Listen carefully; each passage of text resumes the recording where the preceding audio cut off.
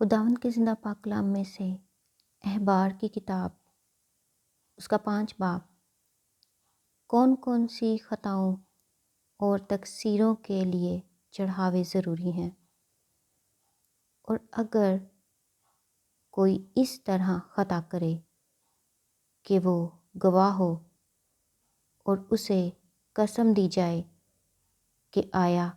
اس نے کچھ دیکھا یا اسے کچھ معلوم ہے اور وہ نہ بتائے تو اس کا گناہ اسی کے سر لگے گا۔ یا اگر کوئی شخص کسی ناپاک چیز کو چھو لے، خواہ وہ ناپاک جانور یا ناپاک چپائے یا ناپاک رینگنے والے جاندار کی لاش ہو، تو چاہے اسے معلوم بھی نہ ہو کہ وہ ناپاک ہو گیا ہے تو بھی وہ مجرم ٹھہرے گا۔ یا اگر وہ انسان کی ان نجاستوں میں سے جن سے وہ نجس ہو جاتا ہے کسی نجاست کو چھو لے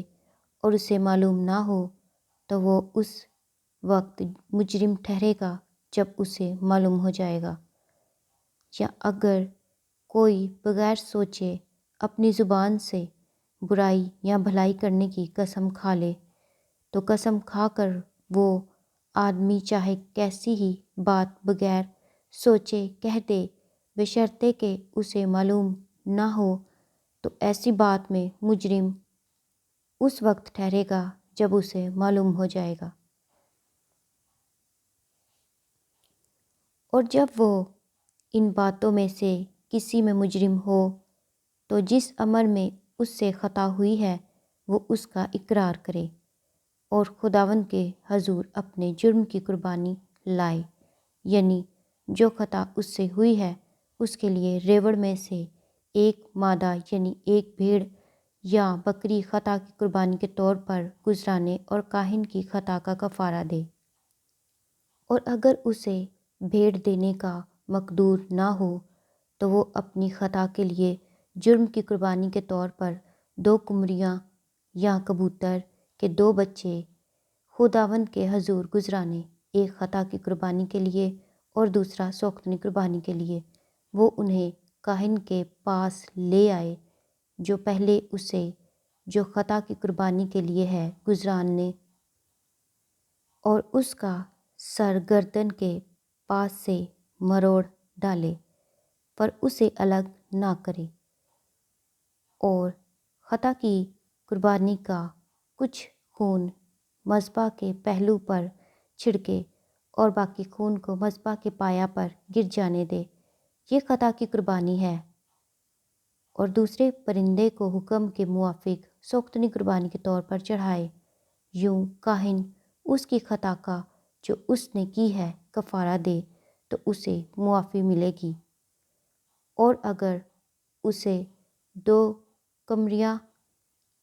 یا کبوتر کے 2 بچے لانے کا بھی مقدور نہ ہو تو اپنی خطا کے واسطے اپنے چڑھاوے کے طور پر ایفا کے 10ویں حصہ کے برابر میدہ خطا کی قربانی کے لیے لائے، اس پر نہ تو وہ تیل ڈالے نہ لبان رکھے، کیونکہ یہ خطا کی قربانی ہے۔ وہ اسے کاہن کے پاس لائے اور کاہن اس میں سے اپنی مٹھی بھر کر اس کی یادگاری کا حصہ مذبح پر خداوند کی آتشین قربانی کے اوپر جلائے، یہ خطا کی قربانی ہے۔ یوں کاہن اس کے لیے ان باتوں میں سے جس کسی میں اس سے خطا ہوئی ہے اس خطا کا کفارہ دے تو اسے معافی ملے گی، اور جو کچھ باقی رہ جائے گا وہ نذر کی قربانی کی طرح کاہن کا ہوگا۔ تلافی کے نذرانے۔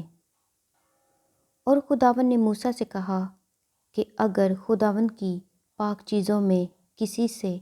تقصیر ہو اور وہ نادانستہ خطا کرے تو وہ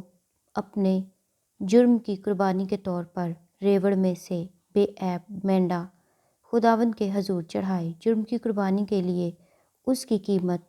مقدس کی مثقال کے حساب سے چاندی کی اتنی ہی مثقالیں ہوں جتنی تو مقرر کر دے،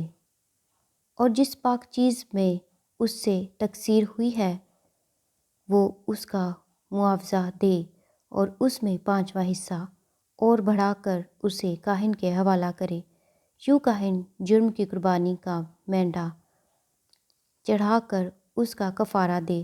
تو اسے معافی ملے گی۔ اور اگر کوئی خطا کرے اور ان کاموں میں سے جنہیں خداوند نے منع کیا ہے کسی کام کو کرے، تو چاہے وہ یہ بات جانتا بھی نہ ہو تو بھی مجرم ٹھہرے گا، اور اس کا گناہ اسی کے سر لگے گا۔ پس وہ ریوڑ میں سے ایک بے عیب مینڈا اتنے ہی دام کا جو تو مقرر کر دے جرم کی قربانی کے طور پر کاہن کے پاس لائے۔ یوں کاہن اس کی اس بات کا جس میں اس سے نادانستہ چوک ہو گئی کفارہ دے تو اسے معافی ملے گی۔ یہ جرم کی قربانی ہے کیونکہ وہ یقیناً خداوند کے آگے مجرم ہے۔ کلام مقدس کے پڑھے اور سنے جانے پر خداوند کی خاص برکت ہو۔ خدا کا شکر ہو، آمین۔